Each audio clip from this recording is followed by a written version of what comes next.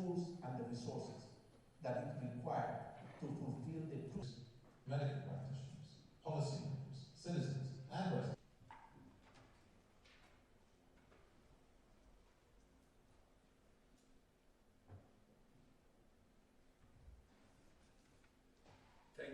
Instead of meeting in the aftermath of the pandemic, we're meeting at a fresh wave of cases and disease crashes into Europe, with untold and uncounted deaths around the world.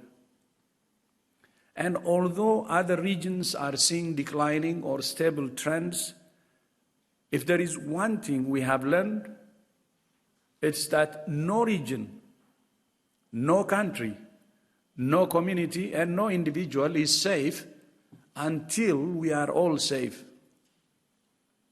The emergence of the highly mutated Omicron variant underlines just how perilous and precarious our situation is. South Africa and Botswana should be thanked for detecting, sequencing, and reporting this variant, not penalized. Here we are, entering the third year of the most acute health crisis. Indeed, Omicron demonstrates just why the world needs a new accord on pandemics. Our current system disincentivizes countries from alerting others to threats that will inevitably land on their shores. We don't yet know whether Omicron is associated with more transmission, more severe disease, more risk of reinfections, or more risk of evading vaccines. Scientists at WHO and around the world are working urgently to answer these questions.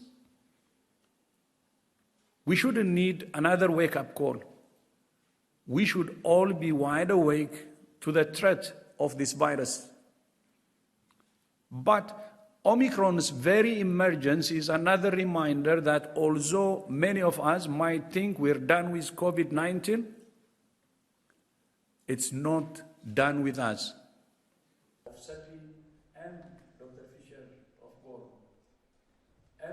But a year ago, as we began to see some countries striking bilateral deals with manufacturers, we warned that the poorest and most vulnerable would be trampled in the global stampede for vaccines. And that's exactly what has happened. More than 80% of the world's vaccines have gone to G20 countries. Low-income countries, most of them in Africa, have received just 0.6% of all vaccines. We understand and support every government's responsibility to protect its own people. It's natural. But vaccine equity is not charity.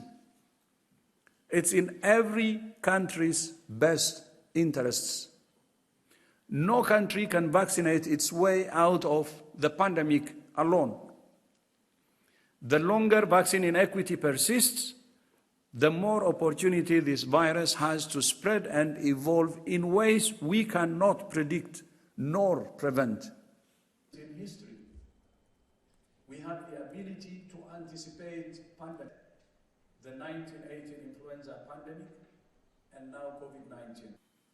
The COVID-19 pandemic is a powerful demonstration that health is not a luxury, but a human right, not a cost, but an investment, not simply an outcome of development, but the foundation of social, economic, and political stability and security.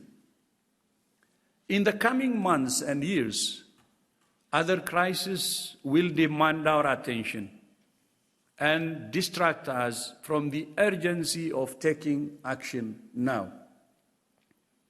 Now is the time for all countries to make the choice to invest in a healthier, safer, and fairer future.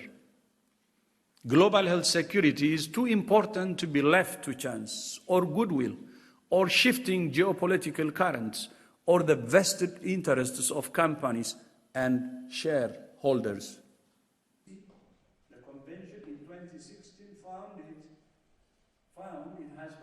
And this is a historic moment, but it's just the end of the beginning. We still have a long road to travel together. Reaching our destination will take negotiation, compromise, and time. The task is urgent, but it also requires patience. The stakes are high, but so are the rewards. A convention, agreement, or other international instrument will not solve every problem, but it will provide the overarching framework to foster greater international cooperation and provide a platform for strengthening global health security